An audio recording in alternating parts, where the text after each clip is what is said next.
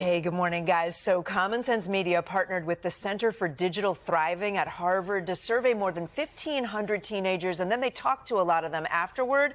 What they're saying is they are stressed out. A lot of them are thinking that they have to have their entire life plan already worked out as teenagers, and bottom line, it's a grind.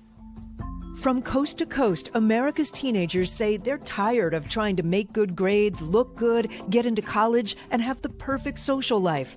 The study from Common Sense Media and the Center for Digital Thriving finds 81% of American teens are feeling negative pressure in at least one key area of their lives.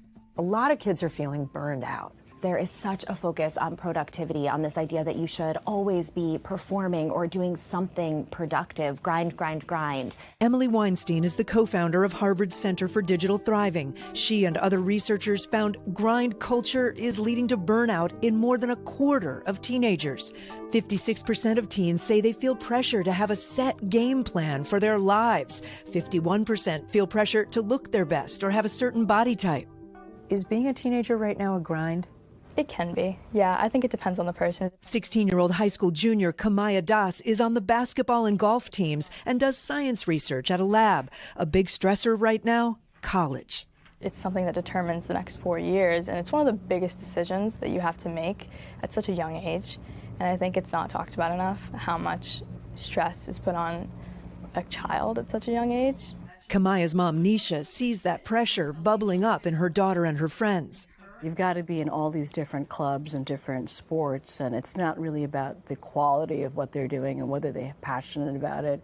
It's really about just having a long laundry list of things. Comparing themselves to others on social media plays a part too. It's definitely part of the equation. It's part of what young people are telling us. Social media can be like gasoline on the fires that are burning them out.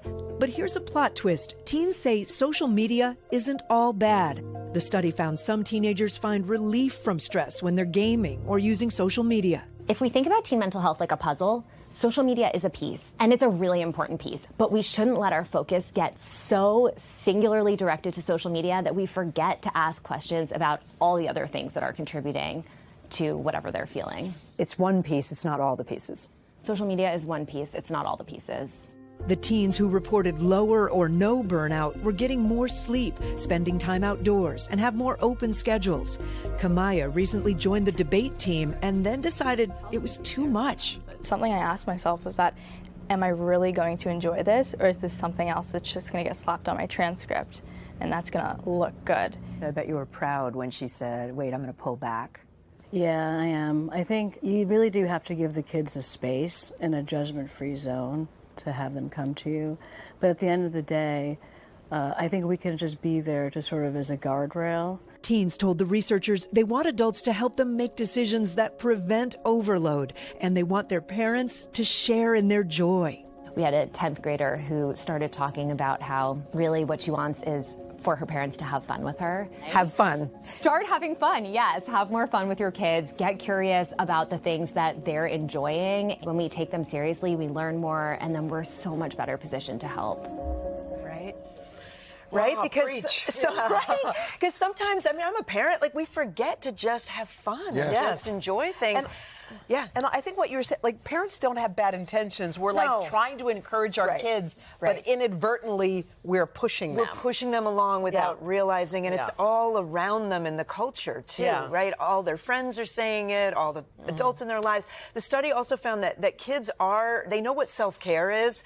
The teens that answered the survey said they're doing it like weekly though, not daily, which, you know, they wish it would be more often. And also a couple tips for parents. One, empathize with your kids when they say, like, Mom and Dad, I'm overworked or I'm stressed, instead of trying to problem solve or diminish and be like, oh, it's all going to be fine. Yeah, not a big deal. Empathize with them. And then the thing about social media is not assuming that it's all bad, because your kid might be gaming to release a valve, to stress. Everything in moderation. I bet you a lot of parents are thinking, I see my kid in that story, because it's all of our kids. Yeah.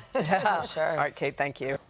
Hey, thanks for watching. Don't miss the Today Show every weekday at 11 a.m. Eastern, 8 Pacific on our streaming channel, Today All Day.